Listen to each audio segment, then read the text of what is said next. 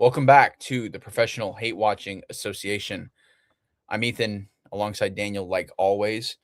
We had the epiphany before we went live, which is that there are officially less than 2 weeks left of the NBA regular season, which means there are officially 2 weeks left of Bucks basketball and give or take 2.5 weeks left of Warriors basketball. We'll explain in a second. But Daniel, this is the home stretch. I would say we've made it out of the dog days of the NBA season, which is usually around March, like after the All-Star break, the month after the All-Star break. And now we have 2 weeks to go. How are you feeling? I feel like this season flew by. You took the words right out of my mouth. I was just going to say that. I feel like the season went by really fast. And I think part of that was because we're about to get into it in a little bit. I was able to detach myself from the disaster that was Bucks basketball, because I think if I was invested in the Bucks as much as I was in previous years, watching damn near every game, the season would have felt like it went on forever. But I actually spent time watching teams that are good at playing basketball, that are competent basketball teams. So it didn't feel like a drag watching NBA games in the regular season this year, I'm glad I did that for myself. Same. I watched a lot of Pistons basketball. They were televised more, obviously, because of how well they've played. Jaylen Brown has been a spectacle with majority of the season without Jayson Tatum, although, as we're going to talk about later, Tatum has very much had a solid comeback. He might be back in recent games. Yeah. Haven't really loved watching Thunder basketball. We've talked about this before. The Lakers are always an interesting episode, not even a team, an episode to watch. Yep. It's all been more fun than the Warriors, though, and the Bucks as well. I feel like I'm not really going out on a limb when I speak for you when I say that. So let's get right into it, because the Bucks, since the last time we went live, have been eliminated from the playoffs. And just recently, the Warriors are not eliminated from the playoffs, but they have been given a slightly better but not good fate, which is that they're playing in the play-in as the 10th seed, because the Pelicans weren't good enough to catch the Warriors. I guess I can start just because my team is technically in the playoffs, but like Sacramento Kings style, from like the mid 2010s. Like they're in the playoffs, but like, are they really? Because I don't see this going much farther.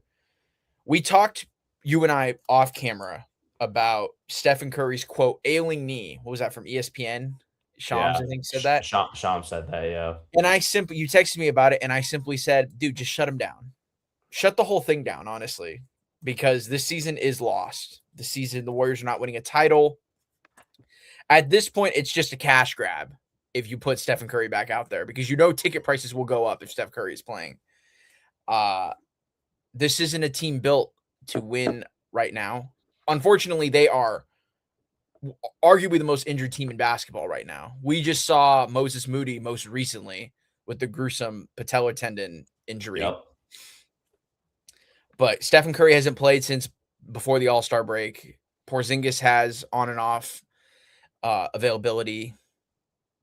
Just, it hasn't worked. But if I remember correctly, you and I talked about this when the season was about to get started. In our fleet of predictions that we talked about, the Warriors were not part of NBA title contenders, because even back then we knew that this team wasn't going to win an NBA title. And now here they are, a clear a shell of its former self, and they get prolonged misery, which is a play-in game against, assumingly, it would be the Portland Trailblazers, who, by the way, have beaten the Warriors 3 out of 4 times this year. So they're up 3-1, and they're about to gentlemen sweep us in that play-in game. But you don't think they can take Portland in that game? They can, if Stephen Curry's playing. Now, I know that sounds counterintuitive to what I just said, which is that shut Steph Curry down, let him recover. And I still stand by that. But if Stephen Curry is playing, I think they could get it done. But the Blazers have been just a little more consistent. That's crazy to say, because they're sub 500. But they are like, dude, the Warriors aren't getting it done. What do you think? Why'd you ask me that question? They're not getting it done. Like, they're not. And even if they were to beat Portland on the road, by the way, assuming that this is how this plays out because the Warriors are 10. They would then have to go beat likely either the Clippers or the Suns, which, by the way, who would have thought the Clippers would be in this position? Even just 2 months Based on the way they started the season, yeah. So the Clippers being able to catch and pass the Warriors is actually just nasty. So diabolical. So can the Warriors win 2 playing games? No. Can they lose 2 playing games? We've seen they can. Just pulling up the stats, this will be their 4th play-in appearance in 6 seasons. The 6 seasons that the play-in has been a thing. Not the best of luck. Not the best of luck. They won their first play-in game last year when they had to beat the Grizzlies. I believe it was the Grizzlies, yeah, to then get into the dance, and then they eventually went and beat Houston. So if the Warriors have proven if they can get into the dance, they can party. But this isn't a good team. Right. It's not. I won't even give them the caveat to say they're a bad team. It's not a healthy team, so you can't even fully judge it. And maybe that's just me being biased, but just put the Warriors to bed, man. Just wrap the season up, dude. The way you described it as prolonged misery, I think is a perfect way to describe it. And what I was thinking was, just to relate it to both of our teams, the Bucks are obviously already eliminated from the playoffs, so they're not even going to be able to play in the play-in, obviously. But the Warriors are. The way I think of it is, both of our teams are going to Cancun. I just feel like the Warriors' flight just got delayed, and they'll meet the Bucks there a little bit later after Milwaukee gets there. That's kind of how I look at it as it relates to the Warriors being in the play-in and the Bucks getting eliminated. Yeah, that's not ridiculous to say that. I just think what's so interesting is that obviously the Warriors have been. I've watched the Warriors play in seasons where they were not a title contender. Literally, the 2-3 years since they've won their last title, they have. Right. They've been competitive, they've been fun, but they weren't title contenders. Maybe aside from the first year after the title win. So I've been on the other side of the fence, which is, oh, my team's good, but it's not going to win a title this year. I'm aware of that, which is a far cry from, the mid to late 2010s Warriors. It's never been this bad, because even when the Warriors were the 10th seed in 2024, when they played the Kings and Clay went 0 for 10 in the elimination game, that's what it's famously known for. I believe they were an above 500 team. I think they were. You could fact check me on that. But I'm pretty sure they were an above 500 team when they lost as the 10 seed. And that was an uber competitive Western Conference race that year. They were 47-36. Yeah. And we're in 11 games above 500. They almost won 50 games.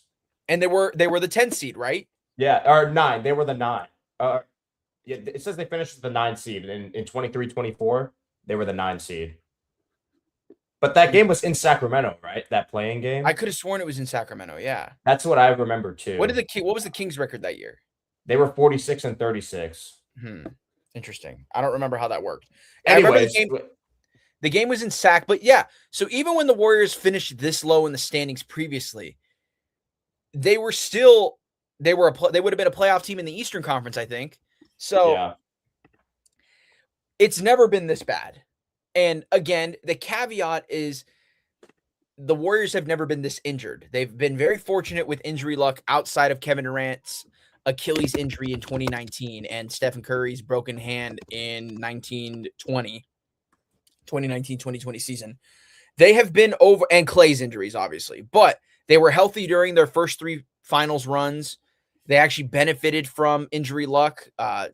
Thinking of the Cavs as the opponent, they dealt with overall solid injury luck in their 4th title run. Clay came back from his injuries, and it just has never been this bad in one season.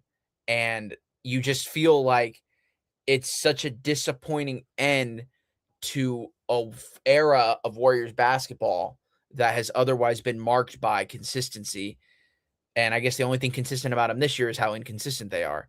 They can give you 2.5 good quarters of basketball every night. And then depending on the caliber of their opponent, they blow the lead. Look at Denver. They played Denver most recently. Was that last night? The night It was before? last night. Last night. The Warriors were leading. I'm going to eat my mic because I got to keep my mic away from myself. But the Warriors were leading by 7 at halftime. Now, I know you know the score already, the final score. Spoiler alert, they lost. It's not about the fact that they lost. Denver is a competitive team. If you have watched any game aside from their near upset loss to the Jazz the other night, you know Denver's a very competitive team, and they are probably a fringe title contender. Dude, they went from being up 7 to losing by 23 points. That is a 30-point swing. It's inexcusable. It's inexcusable. But therein lies the paradox of the 2025-2060 Golden State Warriors. The potential's there, and it's going to go out in like a whimper in the play-in. Maybe they do win a play-in game, but I just don't see them winning two. Yeah, that's fair. I mean, I feel like this is, if your dynasty is going to come to an end, I feel like this is the way you would, I don't want to say want it to end, but if this is how it's going to end, I feel like you're like somewhat okay with it, because I mean, all these guys are getting older. Clay's gone on to play for the Mavs. Draymond's older. Steph's older. Like, I think this is just a natural part of basketball and just dynasties and sports in general. Like, guys are just getting older, and it's nothing lasts forever. And this is just the end of the line, which I think is okay. 100%. No, I'm not at all complaining. It's disappointing, 100%. But I look at it from I'm not mad at this because, again, the Warriors are extremely injured this year.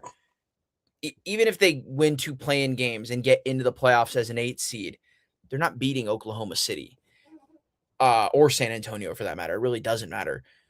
The part that's frustrating is that, again, when a team's this injured, there's no roster building that you can do that can really keep the ship afloat.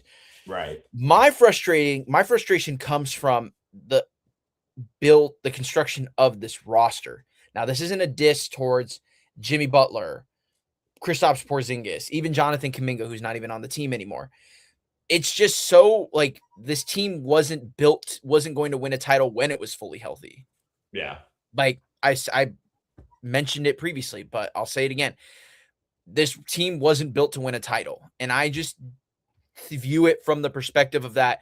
It's why wouldn't you go all in to win? Because you have a finite amount of time left with Stephen Curry, the greatest point guard ever and the greatest player the Warriors franchise will ever have. So it's very Kobe-esque in how the Lakers totally mismanaged Kobe's final years. Of course, he wasn't fully healthy during his final 2-3 years, especially after he tore his Achilles on the Lakers. But it's very similar in that front office is just fumbling the ability to supply Stephen Curry with a great cast of players. Again, I'm not knocking Jimmy Butler. I'm not knocking Kristaps Porzingis, but, like, dude, you had every opportunity to go get Lauri Markkanen. You had a lot of opportunities to go get Giannis, like, this year. And whether, the Jazz or the Bucks respectively said no, okay, that's fine. But, like, why?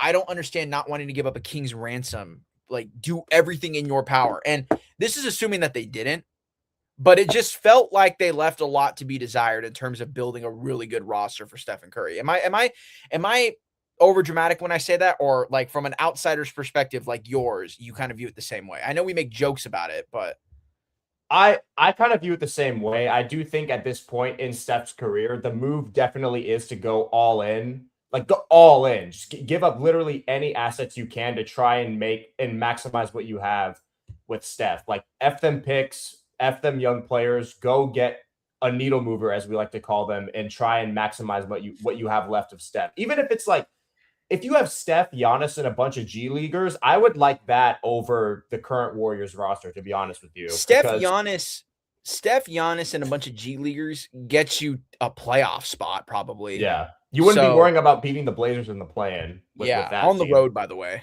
Yeah. So, yeah, I felt like there was room to be desired. And the Jimmy Butler trade specifically, obviously hindsight is 2020, but I liked the move at the time, obviously. But Like, clearly it hasn't worked. I mean, again, he tore his ACL, so it's obviously not going to work when he's not healthy. Yeah. But it just, I don't know. I just felt like they left some meat on the bone, metaphorically speaking. And they could still do it. They could still right their wrongs. But their number one trade asset, which was Jonathan Kuminga, is in Atlanta now. They traded him for Porzingis, which the jury's still out on if that's a bad trade or not, because Porzingis just had a great game versus Brooklyn the other night. But this Warriors team's going nowhere real fast. Yeah. That's my final thought. Nowhere real fast. Yeah, that's fair. And I'll see you. We'll see you in Cancun, brother. We'll see you. We're a few days delayed, like you said, but we will see you there.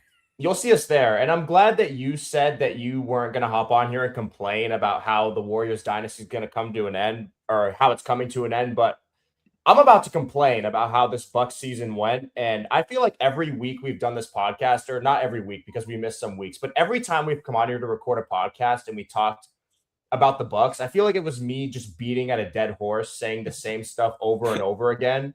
And I have to do it one more time, because over the weekend, the Bucks played the Clippers with their season on the line, if you want to call it, because if they lost the game, their season was over. They were eliminated from playoff contention. And surprise, surprise, that's exactly what happened. They got destroyed, absolutely obliterated by the Clippers, ending their 9-year playoff drought. It was the second longest active streak of playoff appearances by a team behind the Celtics. Before this year, you had to go find highlights from the Obama administration of the last Bucks team that did not make the playoffs. And I know we just talked about how the Warriors dynasty ended because of age. Like, that's just the circle of life, I guess, in the NBA. Guys get old, but the Bucks don't have that excuse. They have a top 3 player in the world in the middle of his prime, smack dab in his prime, 31 years old, and did not make the playoffs in the East, mind you, the Eastern Conference, the conference that's been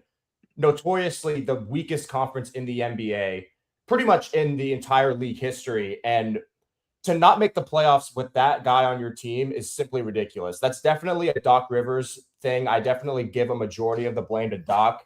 And yes, Giannis has been injured for most of the year, but there's no excuse for the Bucks to be as bad as they were. Some of the losses that they had were just ridiculous. And I can name some of them off the top of my head.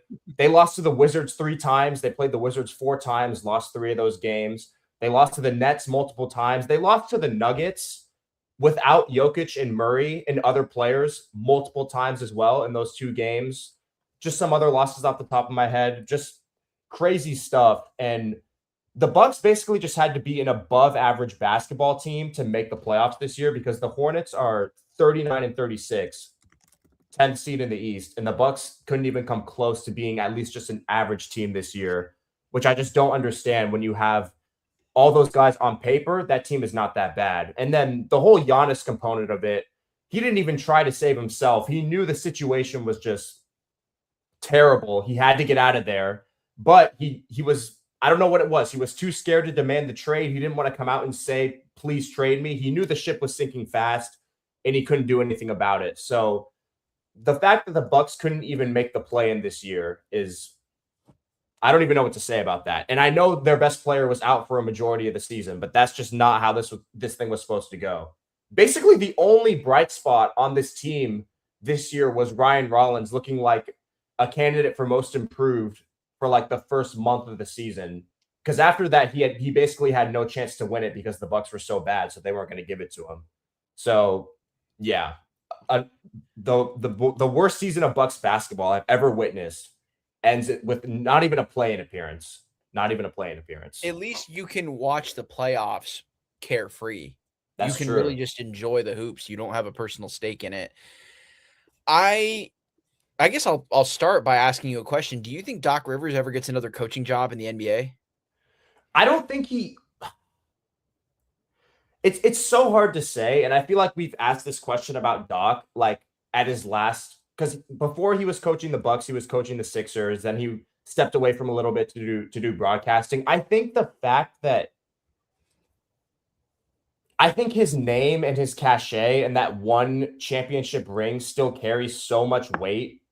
So I feel like there's a team out there that could get like super desperate and want to hire him, because for all of his faults, and all the great players he's coached and all the disappointing seasons he's had, I do think he's still generally a good floor raiser. So a team with younger guys who are still trying to find their way in the league, I feel like that's a team that Doc Rivers should be coaching. But if I was a GM watching him with this Bucks team, like I said, this Bucks team on paper is not that bad. Like Ryan Rollins, if they were a competent team, would have been a candidate for most improved.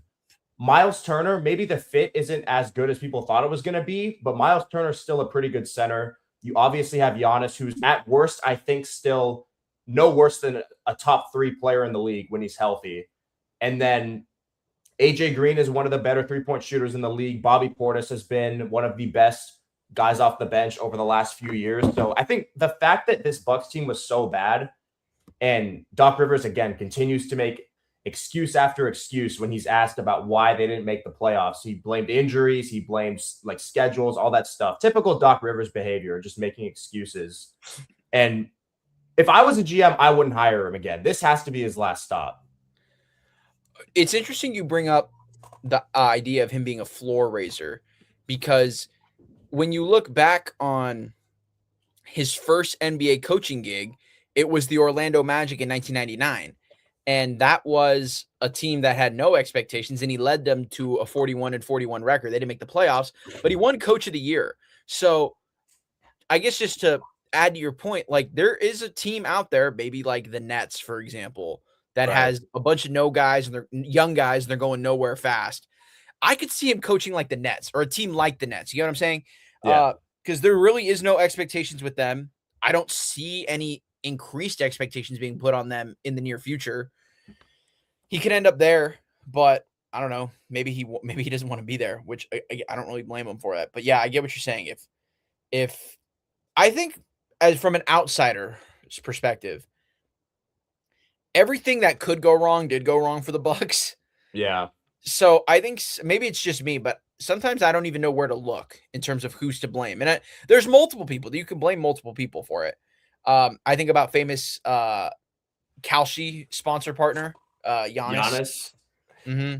I think of Doc. I think of just the whole flurry of things. But I don't know, man.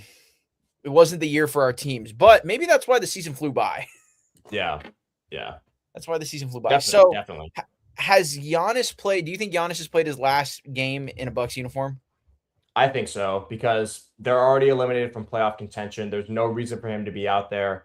And I just don't think it wouldn't be smart for him, if he actually wants to win more championships, to sign that extension that he's going to get offered this offseason, the 4-year, $275 million extension. I think he's not going to sign that. That's my prediction. And I think they're going to trade him. I do think it's going to be a little bit harder to now than it would have before the season or at the trade deadline, because I think teams are going to have concerns, and rightfully so, about the multiple calf injuries, the groin injury he had this year. He had a knee and ankle injury.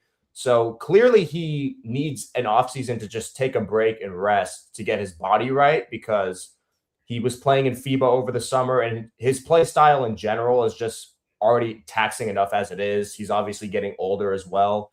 So I'm not sure if the Bucks are going to get the same kind of value that they would have if they had traded him at the deadline or before the season. But I do think that Giannis has suited up in a Bucks uniform for the last time, which does suck, because, I mean, if he's going to get traded this offseason, I imagine that's why he wants to play the rest of the games to finish out the season as a Buck. But, I mean, it is what it is. I think he has played his last game, though. I think it's over. Never forget the night of the NBA trade deadline when we broke the Porzingis news, that you went to bed that night predicting that he was going to get traded to the Wolves the next morning. I did do that. And then it didn't happen. And it didn't happen. Well, that was a depressing first half of the show. Let's get into something more pleasant, which is a prediction that I gave it back in October. We talked about, on that October slate, the Kuminga trade. We talked about how we both thought the Nuggets were going to win the title, which I think is still up in the air at this point. I don't know if I'm ready to get off my horse in terms of my prediction there. I think I'm going to stick with it. How about you? I don't know. I'm kind of ready to jump ship. because Well, the Spurs and the Celtics look really good. So we did I talk don't about the know. Spurs. One team that I brought up back in October was the Sixers, and I said I think they could be a dark horse. I don't remember my words verbatim. I could be lying for all I know, but I remember we talked about them, and they just hit 40 wins. Since the last time we went live, they got wins 40 and 41. Funny enough, one of them was against the Bulls, who is a half game behind the Milwaukee Bucks. So I bring them up. So Philly has hit 40 wins, 41 to be exact. They did just lose to the Miami Heat, which, by the way, everyone's favorite Eastern Conference matchup, the Miami Heat versus the Philadelphia 76ers. Yep. So they're obviously going to be in a play-in spot, at least, maybe even a playoff spot, because if you look at the NBA standings of the Eastern Conference, everybody from seeds 3 through 10 could still move. So, or it could end up in a play-in spot, technically speaking. So there's still a lot of finality needed in the Eastern Conference, but the Sixers are going to be part of the dance, which I don't know if a lot of people thought that was going to happen. Paul George, funny enough, since coming back from his suspension, has been playing pretty well. I don't know if you've noticed that. I've been checking the box score. So he's been playing well. They're currently at 7, which, by the way, who would have thought that the 76ers would be higher than the Orlando Magic at this point in the standings? I think nobody, because Orlando was everybody's team at the end of the year. People were hyping them up. I think I picked them to go to the finals or something when we did our prediction videos. I don't remember. You said something along the lines of finals, like maybe this was their chance to do it. I can't remember. Yeah. But here the Sixers are 41 and 34. They have 7 games left. Now it's not the easiest schedule because they're playing a lot of their Western Conference foes for the second time, which includes the Wolves, the Spurs, and the Rockets. And then the Pistons are sprinkled in there for good measure. You know who their final game is against, Daniel? I'm looking at it right now. They're playing the Bucks. The Bucks season finale is the same is against the Sixers. I guess I'm not trying to toot my own horn here about thinking that the Sixers could be good this year, but like, how surprised are you that they're actually this good? I'm honestly not that surprised because I do feel like last year was kind of an off year for a lot of reasons, and I feel like just Embiid being injured for so long, his whole situation, Paul George, his first season with the team, he was still trying to really find his footing and fit in. The Sixers on paper are one of the most talented teams in the East. I do think based on their talent and who they have, I know Joel Embiid hasn't been healthy all this year, but Tyrese Maxey is one of the best point guards in the NBA. Paul George is still a very, very capable forward to have on your team. VJ Edgecombe is one of the best rookies this year. I mean, people still remember his very first game in the league, like how he came out of the gates firing. So the talent that they have on their team, I'm not surprised they're in a position to make the playoffs. I feel like they should be a little bit better than what they are, but if you're comparing it to what the Sixers were last year, you'll definitely take this over what you saw last season. So no, I'm not that surprised, to be honest.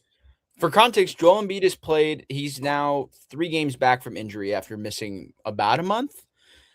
He has scored 35, 29, and 26, and the Sixers have been 2-1 since he's come back, which includes that win in Charlotte where he elbowed LaMelo Ball. Yep. Fun fact. But also he had the game-saving block, the game-winning block. I just think about how the Sixers are in this weird middle ground, I feel like, which is that they're competitive right now, but they're obviously not a team that we think of as a team that can go to the finals and go make a finals run, win the Eastern Conference. They're the tier, I would argue they're 2 tiers below that, maybe tier 3, fringe tier 2. Because I think of tier 1. Their ceiling feels like second round exit to me. Like I feel like if things went the right way, they got the right matchup, they could win a first round playoff series, which is going to be kind of hard because unless they can move up to 6 and play New York in the first round, I think beating Detroit or Boston in round 1 is a little too much to ask for them. Yeah. So I know, and those tier 1 teams in the East with Detroit and Boston are just, I think, just a league above everybody else, not just the Sixers. Yeah. But the Sixers are in an interesting spot, I think about it, because Joel Embiid is obviously dealt with injuries, but you would argue because of his age, he is still at his best right now. You see Right. that when he's available to play. Paul George, obviously in the twilight of his career, although Unk still has it, he still got it. Percocet Uh, P and still got it, bro. and then you have two really nice backcourt pieces on the younger side of Tyrese Maxey and rookie VJ Edgecombe. Why am I bringing this up? Well, the Sixers have an opportunity to transition between eras. I'm not saying Joel Embiid is getting shown the door this summer because I do think he's probably a Sixer for life. But they have the ability to transition seamlessly if they play their cards right in going from the Joel Embiid led era to an era where it's led by Maxey and VJ Edgecombe. Because like you said, Tyrese Maxey's a top 3-point guard in the NBA probably right now. Yeah. I would argue he's the best point guard in the Eastern Conference, maybe. I know that's a little bold because of Jalen Brunson, foul baiter Jalen Brunson. Cade But too. but Maxey's up there, and Yeah. Edgecombe is not going to win Rookie of the Year probably because of Con Knippel's literally historic rookie season and the Cooper Flag living up to expectations. But VJ Edgecombe's played great. I think in any other year he would be right up there in conversations for the Rookie of the Year race. Yeah. But here come the Sixers. I don't think they're really winning a title this season, but I agree with you. They could be a fun draw depending on who they play in the NBA playoffs, especially when you think about the fact that they can catch Magic City. They're a game and a half behind them. Yeah. For the 6th seed. And then at that point, if you can catch up to that, that's catching up to the whole rest of the pack because the Raptors are literally have the same record, or not little, but they have the same winning percentage or just above it. Then it's the Cavs and the Knicks. They're all close together. But speaking of the Magic, very quickly, how do you yeah. give up a 31-0 run in an NBA game in the Big 2026 and not call a timeout during that run? Like what? Like what The was timeout Jamal was Mosley the doing? quarter intermission. Granted, I wasn't watching the game, but how do you is that why they didn't call a timeout because the quarter was coming to an end? Like what was going I on? still think that you're still giving up all those points. Why wouldn't you call a timeout? I think that's the perfect encapsulation of the Orlando Magic in 2026, which is that some nights they just have it and some nights they just don't. The timing of this is hilarious as well because this all happened yesterday and it happened, or the notifications and people started catching on to it just minutes after the UConn Duke game ended with that iconic game winner from UConn. Yeah. So all the buzz online is all about that shot, rightfully so. But I'm looking at my phone and I go back to it a few minutes later and then I get this notification talking about the Toronto Raptors went on a 31-0 run. I know the Raptors are a solid team, but 31-0? Oh, they must be playing the Nets tonight. No, brothers and sisters, they're playing the Orlando Magic. Orlando Magic. Allegedly one of the contenders of the Eastern Conference. Now, I'm not going to say that in a mean way because I did believe that the Magic could take that next step this year and be in that position or similar to where the Pistons are right now. That's obviously not happening. But 31-0 is just actually a crime against basketball. Yeah, and I mean, I'm looking at their box score right now, and I was wondering if because they got blown out so badly, it was the largest deficit, largest margin of what's it called, margin of loss or something in their defeat in franchise history. They lost by 50 something points. Paolo Banchero, PB No J, had 9 points and shot 3 of 14 from the field, 0 of 5 from 3. What was his plus minus? He was a minus 30.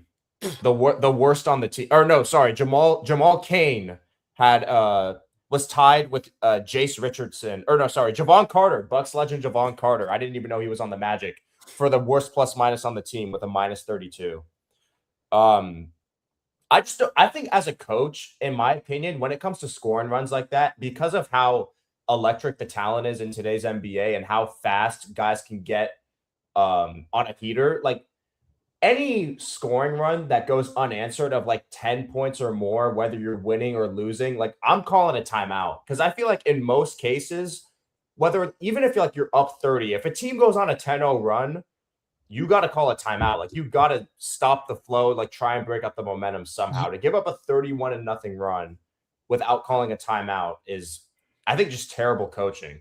I feel like 3 made baskets to none, regardless of what they are, is really the threshold where coaches might call a timeout, because that's anywhere from, a 6-0 run to a 9-0 run. So I feel like that's usually the threshold, because once you're hitting double digits, bro, it's You know what's interesting? I think about how Wembanyama Scotty Barnes had 15 assists yesterday. DPOY, by the Scotty way. Barnes. Wembanyama made an interesting comment recently about how one of the biggest misconceptions he had about going into when he came into the did you see this? I did see it. I'm came glad into you the brought it NBA, he up. was talking about how everybody told him that nobody plays defense. He's like, and that's just not true. These guys do play defense. The offense is just that good. Bro, I don't know if the Magic were playing defense on that 31-0 run. Yeah, they obviously weren't. The same Victor Wembanyama, by the way, that just had 41, 16, and 3 blocks in 30 minutes against the Bulls today. Bro.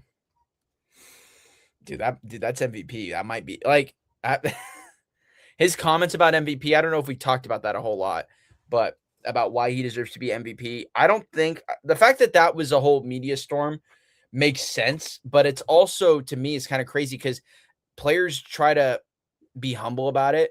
And I'm all for, being a reserved, humble type of person. But I did like when Victor Wembanyama was like, I deserve the MVP. I liked it too. And I'm pretty sure he was also just straight up asked, like, if you had to make your case for MVP, what would you say? Oh, yeah. No, and it wasn't just like he said that out of the blue. He was pushed to say it.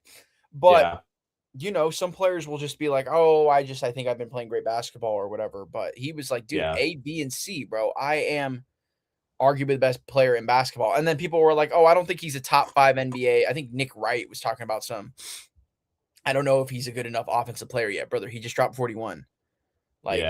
Victor Wembanyama can get whatever basket he wants, really. And it's not guaranteeing it's always going in, but he can pretty much get whatever shot he wants. And I mean, for a guy who's not a very good offensive player, he's still averaging around 25 points per game. And I feel like that's not even what he focuses on most, because his impact is most felt on defense with shot blocking and just making shots like not even shootable. Like, I don't know if you saw, shot altering, like the thing that's going around on Twitter, like the oops never mind type plays, where a guy wants to shoot it and then he sees Wemby there and he doesn't even try because he knows he's just not gonna. It's either going to get blocked or he's either going to miss it so bad that like it looks like you shouldn't even be in the NBA. Hits that he has NBA players hitting that pass during a jump shot emote. Exactly. So if Wemby wanted to and like really focused in on offense, I'm sure he could be a guy who's scoring like around 30 a night, but that's not what the Spurs. That's not what the Spurs need from him to win games. Like they have De'Aaron Fox for that. They have Steph Castle for scoring as well. So they're just a very balanced team, which is why I think they're gonna go on a deep playoff run this year, I think. Yeah. I mean, we've talked about this with the Lakers, which is that they've gone on a winning streak in recent memory, or just recently. Are they a tier above? Well, no, because if they get the 3 seed, they're going to have to face the Spurs, and I don't think they could beat the Spurs. Yeah. So back to the Magic. 31-0 is ridiculous. This is what the idea of relegation basketball is like. What do I mean by that? Because people who would argue against my idea, great idea, by the way, of promotion and relegation basketball, is that this is what these games would look like. You'd see a 30-0 run when an NBA team plays a G League team. And I say that as responsive. Only one way to find out. Only one way to find out. I gave it some thought because I've talked about promotion relegation. What was that? That was last week, wasn't it? Yes. Yeah. The biggest issue for me for this idea is that the the G League teams are feeder teams to the NBA teams, essentially. So they would need to get rid of that. They need to cut it off. Yeah. Or maybe you just start another league. Maybe you start another league. I don't know. Adam Silver, call me. Let's figure this out. I have availability. So let's put an end to tanking. let's figure that. You want to end tanking, really? I'll let you throw a gambling ad on every corner of the G League courts just for the love of the game, really. But that's how you get rid of it, because I guarantee you nobody on the Washington Wizards wants to play in the G League for 2026. I'll tell you that much. I'll tell you that much. Anyway, speaking of the G League, this isn't even about the G League. It's just I think about it because he practiced with the G League. Jayson Tatum won. You brought it to my attention. He won Player of the Week for the Eastern Conference after his 32-8-5 performance against the Hornets. Which, by the way, who would have thought that in the end of March, Hornets Celtics would be a crucial game for playoff seeding? Definitely not me. I'm going to go out on a limb and say not me either. I've always just viewed the Hornets as the team that we say it all the time. They just play basketball like they're at LA Fitness with one AirPod in. Like they're not a serious team, but this year they are. So, like props to them, even though they lost the game. Agreed. So you brought the stats up to me. He's averaging almost 26, 10, and 7 in the last 3 games with a 3-0 record. Are you at all surprised by his ability to just – obviously, he was a little rusty out the gate. Can't blame him for that. But he has gotten back to pre-injury form pretty quickly, all things considered. Yeah, I mean, I watched those first few games when he came back against the Mavs, and then they played the Cavs, and they had one against the Spurs, I think. And I said I wasn't really concerned about his low shooting percentage because he was shooting like 29% from 3 or something like that, around 40% from the field. But you and I both said it. They were missing a 20-point per game scorer, and they got that back with Tatum. And that's what he was giving them, even though he was struggling. And I think what a lot of people did was they kind of used that to say that, oh, the Celtics chemistry has issues now that Tatum's back.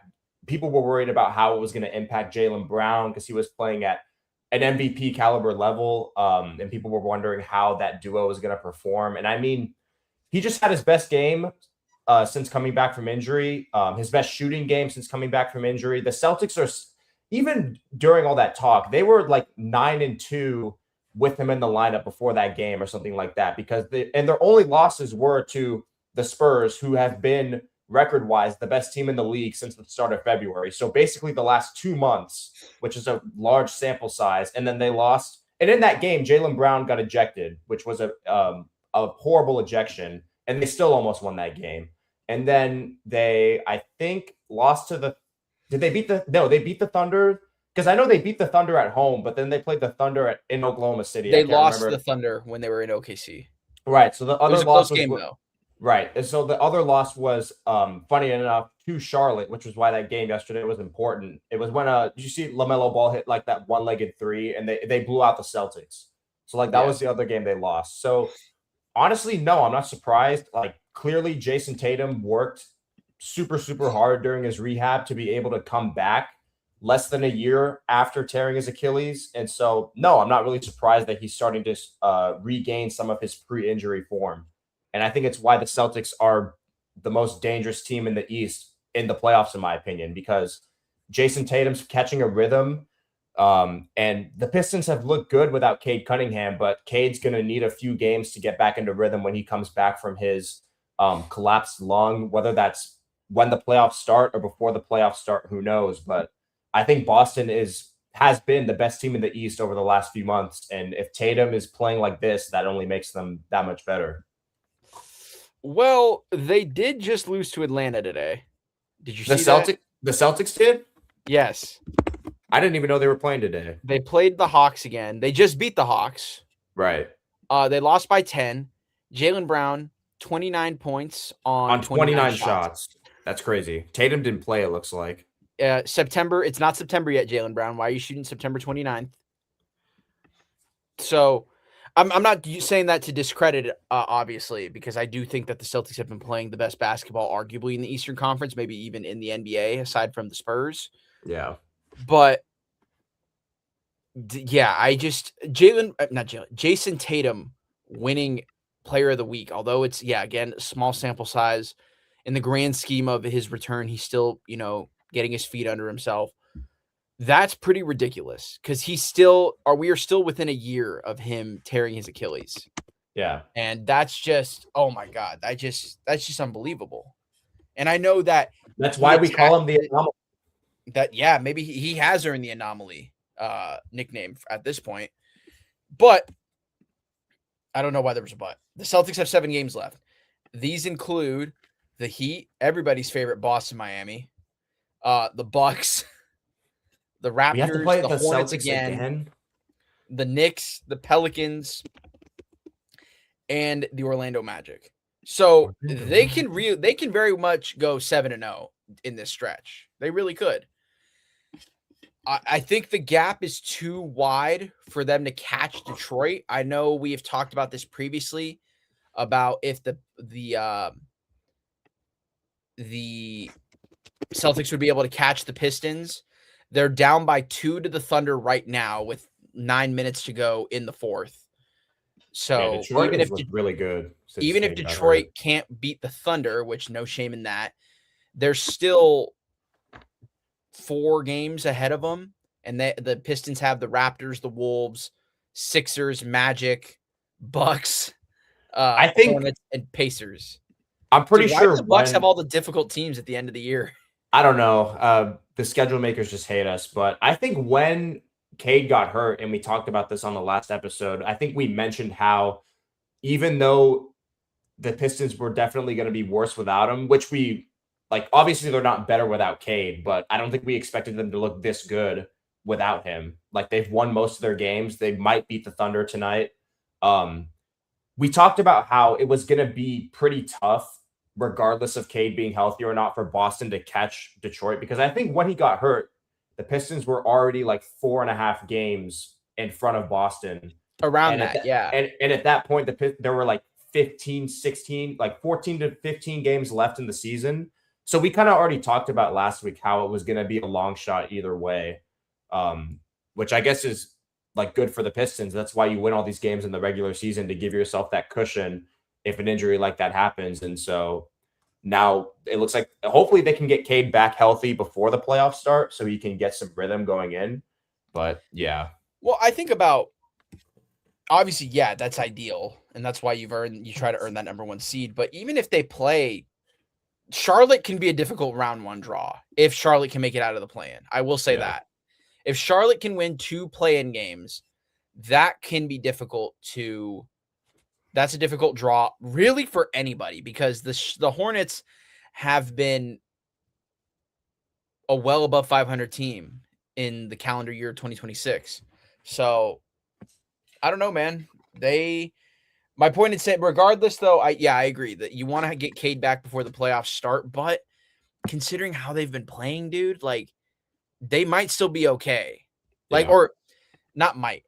I anticipate them being okay without Cade in, let's say, God forbid, he can't play the first round. They should be fine without him. Yeah, I think it depends on the matchup. Like I think if you have to play the Sixers without Cade, I think that gets a little scary in my opinion. But if you're playing like Orlando or Miami, I think they'll be fine. I want to point out that Miami is the last team left from the Orlando, Miami, Atlanta Invitational play-in. Now the Hawks could very well slide to the play-in spot, but they got a big win obviously today versus Boston. But what a time we're living in, that the Bulls, Chicago has fallen out of the play-in, and Atlanta is trying to move on up. Dude, I mean, I'm looking at the standings right now. Obviously, these haven't updated after all the games, but like a 3-6 between Atlantic City and Magic City, like that's like the gambler's paradise right there. And I could see the Hawks making that series tough for New York. I don't know. Like, dude, what if the Knicks lose round 1? then you got to trade for Giannis, right? Like you have to, like, with what assets I know, but like you got to do, that's when you got to blow that. I say blow that team up. That's when you got to make that move, because I said this about the Knicks. They've lost to the Pacers in the playoffs 2 years in a row, and both years in a row, they clearly I think on paper we're the better team. I mean, So yes, the second year, definitely. The first year, I will add the caveat that Jalen Brunson's hand practically fell off in that game 7. should that series have even gone to 7 games though? No, If the Knicks no, were that team? absolutely not. And I would argue that this past year's Knicks team was even better. Yeah. So I fault more 2025 more so than 2024. But regardless, if the Knicks take a step back, like it's I love Mike Brown. I think Mike Brown is a top 10 coach in basketball right now, but it's such a bad look for firing Tibbs because they couldn't get off the they couldn't get out of the Eastern Conference and then they get bounced in the first round. But I'm not saying that's Mike Brown's fault. I do think though that I mean we've talked about this previously with the Cavs too. If the Knicks and Cavs weren't going to get into the finals this year, when are they ever going to do it? Yeah. Because No. this was on paper the year that they should be able to do it because we didn't know what the Pistons were going to look like at the time. We didn't know what Boston was going to look like without Jayson Tatum. We knew the Pacers were going to be nerfed because the Halliburton injury. The Cavs didn't have James Harden at the time. We didn't know that like the Cavs were on fraud watch as well because like 1 seed last year lost in the second round. So like they weren't viewed as a team that was like super formidable against the Knicks either. So Yeah. So just a whole lot of like, yeah. I wonder what the Cavs would do if I don't know if they get bounced first round. I mean, a Cavs Raptors series is very enticing. Shades of LeBronto from back in the day. that's a tough matchup for Cleveland, I think. No, it is. But I guess this will lead us right into our final conversation because we're talking about how there's 2 weeks left of the regular season, looking ahead to the playoffs. Like, what do the Cavs do if they lose in the first round? That would be to them taking a step. Obviously, they can't get out of the second round. That's been their problem. But if they lose in the first round, what do they do? Do they fire Kenny Atkinson? Do they blow the team up? Because on paper, this is a good team. But as you and I have discussed when James Harden got traded there, you can't put your eggs in a basket that banks on James Harden performing in the playoffs. Right. And I don't know if you saw these reports that the Cavs can sign Harden if they want to like a 2-year, $75 million extension this summer. So I think if they bow out in the first round, I think they would like seriously think about whether or not they want to do that or not. I don't know when he's an unrestricted free agent off the top of my head. I assume he's under contract. I'm guessing through next season. But if he's not, then like we can easily just look this up right now. But I mean, yeah, his future in Cleveland would definitely be in question because I don't think the Cavs would be super thrilled about signing him to a contract extension if they bow out to a team like Toronto in the first round, who I still think the Cavs are not much better, but I think they have more talent than Toronto. I think Donovan Mitchell is the best player in that series. And to have a lead guard like James Harden next to him makes them that much better. Evan Mobley, even though he's been the same player his entire career for like the 5 years he's been in the NBA, is still a very, very good center. Jared Allen is a very good center. He's made all-star teams in the past. So, like, you should beat the Raptors. It'll be tough, but you should beat the Raptors in like 5 or 6 games. So, but it's Scotty Barnes and friends. That's true. It'll be a tough series. Like they got Mamu, bro. Darko's Raptors are not going to go out without a fight. Like those will be scrappy, like 92-87 final scores. Like there's gonna be a few games that are like that, and if that's the first round matchup. That's real basketball, by the way. Yeah. So just to follow up, James Harden is on a 2-year contract, but 26-27 is a player option. So he could be a free agent this summer. If they don't give him the extension, he probably opts out of his player option. Yeah. So you also got to add he turns 37 in August. Damn, Unc. I know, right? All of our players, bro. All of the players from our formative years of the NBA are getting old. But yeah, I don't know. I can't help but wonder what Cleveland does if they get eliminated in the first round. I can't help but wonder what New York does I feel like if New York gets eliminated round 1 to say the Magic Hawks, City. yeah, to Magic City, they might go. They might be. Yeah, they might. Their move might be to go trade for Giannis. Which would be even more devastating for them because it's you get bounced in the first round and it becomes much more difficult to trade for Giannis because you don't have those draft picks because you use them to get Mikal Bridges. 5 first-round picks, by the way, for Mikal Bridges. Kobe Bryant, 5 of them. You might as well trade Mikal Bridges then. Yeah. To make up. That's how you tell. That's what you tell the Bucks. Trading for this player is like getting 5 first-round picks. Don't even worry about it. But yeah, I think that's part of the conversation. But here we are. I guess before we go, we got less than 2 weeks now to go before the NBA regular season has come to an end. I want to ask who has been. You can go a couple different ways here. Who has been the biggest surprise to you this regular season, other than the fact that the Bucks aren't making the playoffs? I'm gonna say I'll go quick because I know we're running out of time, but I'll say the biggest surprise to me has been kind of easily, in my opinion, the Phoenix Suns, because I think when they traded Kevin Durant to the Rockets and were left with basically no draft picks, we saw how awful Jalen Green was against the Warriors in the first round last year. And we're like, that's the dude you want to pair with Devin Booker. Like, that's the dude that's taking you to the promised land. And I think we respect Dylan Brooks as a basketball player because of the intensity that he brings to the game. But we all thought going into the season, like Devin Booker, Jalen Green, who like blew up his hamstring and wasn't even ready for the start of the season, by the way. He was out for like the first few months of the year, came back, hurt his hamstring again, missed more time. And they're still having a very respectable season. They haven't been as good as of late. They're 4-6 in their last 10. I don't know if they're playing tonight, so that record could change. But I think the fact that this team might win like 45 to 47 games with no Kevin Durant, they're still right behind the Rockets in the standings, by the way. So the fact that they're about to have basically an identical record as the Rockets, who on paper are clearly better than the Suns, I think they've clearly been the biggest surprise to me this season. That's the West team I would pick. They beat the Grizzlies today, so they're at 42 and 33. Okay.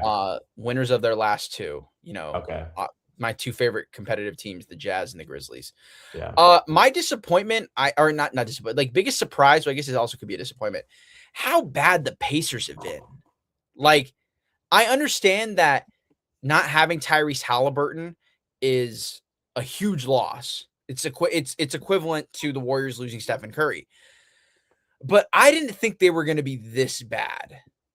Like, maybe I missed something either. But I didn't think they were going to be this bad. And I guess that really just shows, and that's not even a disrespect to like Pascal Siakam because he was an all-star this year, or that roster. I just think it's a testament to how crazy in hindsight that finals run was. Yeah. Because it's a very similar team. Obviously, they made moves at the deadline to bring in Zubats and trade away Benedict Mathurin, but it's just ridiculous. I think it just shows how ridiculous that finals run was in all the best way possible. Like, further etches Halliburton's name into NBA lore because it's like he's gone for 1 year and his team literally is in the race for the number 1 overall pick. Like, yeah, that's absurd. They're half a game behind the Wizards. Yeah.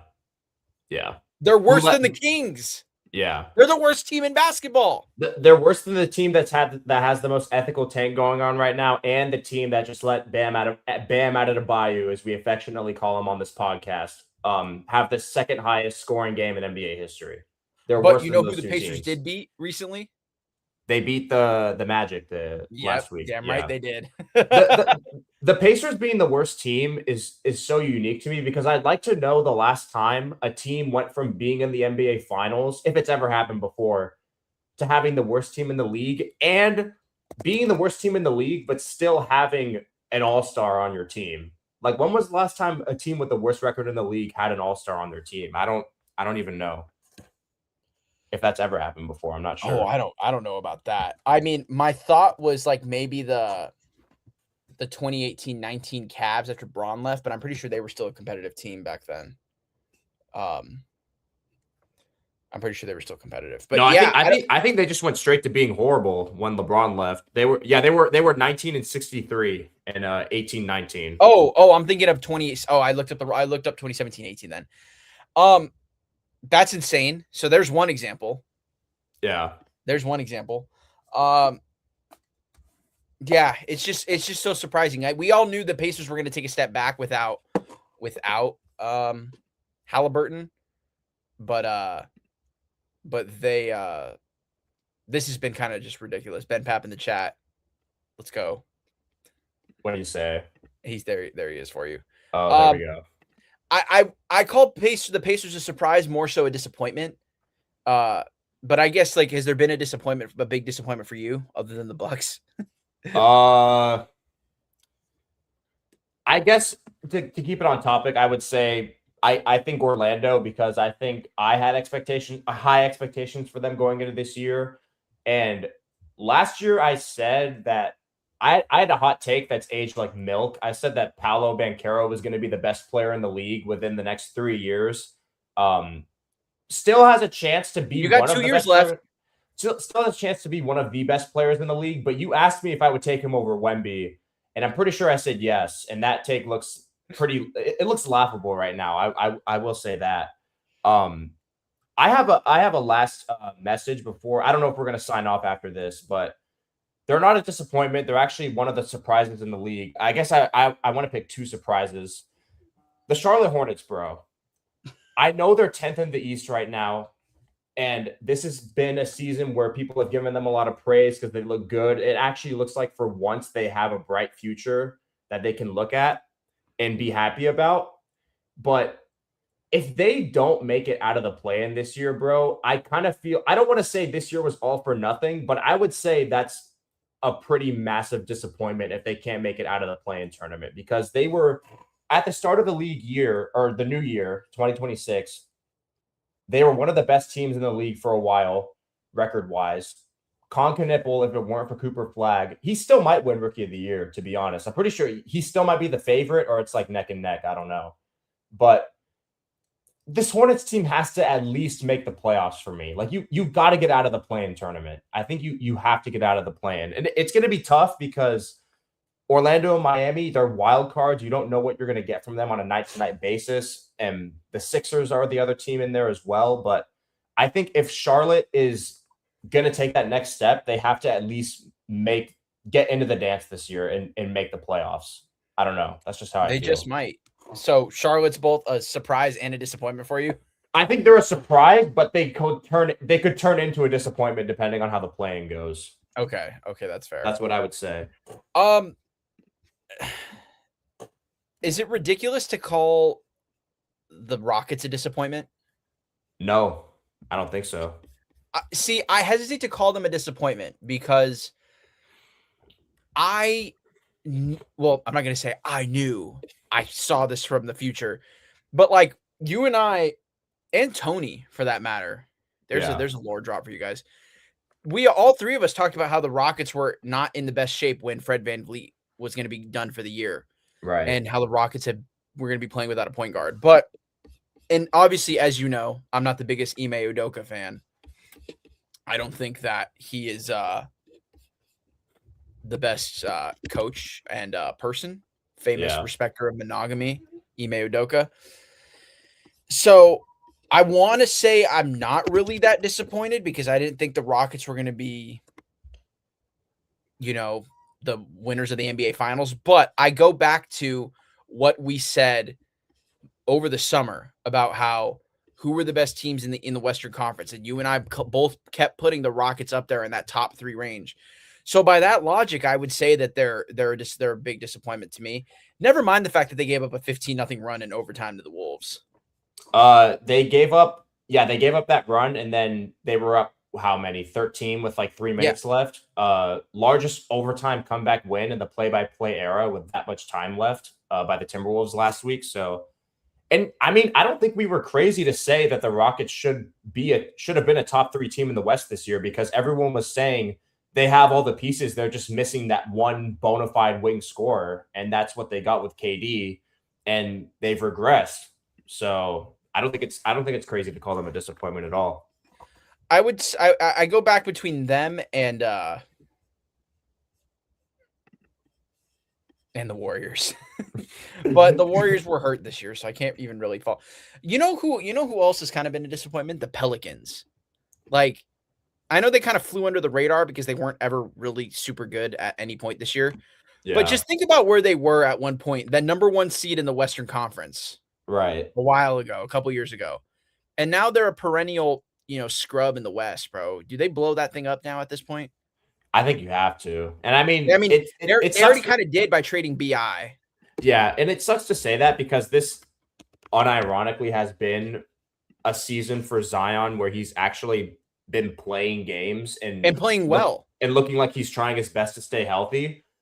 So maybe for that reason and that reason alone, you give this thing one more go to see if you can retool the roster in the offseason. If Zion's going to be playing games, maybe you have a chance to be a better team and live up to what you were supposed to be. And like those early, like even those Pelicans teams from like 2 to 3 years ago that were like for good stretches of the regular season were like among the top of the Western Conference when they were healthy and playing well.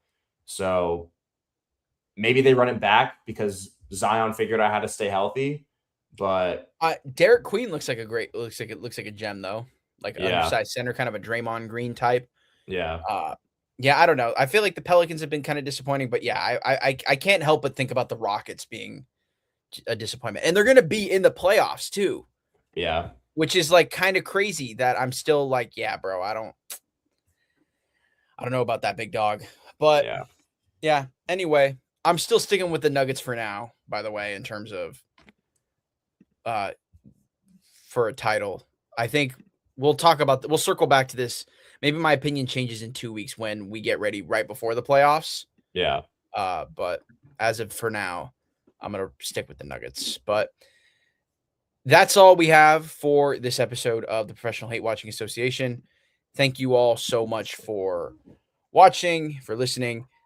For Daniel, I'm Ethan. We will be back again. Yeah, probably next week. But we got to talk about the playoffs before they get started, obviously. That's where I'll say whether or not I've changed my finals prediction or not. I'll wait till next week. Okay. Don't worry, Ben Pap. We will be back soon. He's out here in the chat. Where is he at? Let me check that out for you. Yeah. We will be back soon. But for now, that's all for this episode of Professional Hate Watching Association. Thank you so much for watching, and we will see you in the next episode.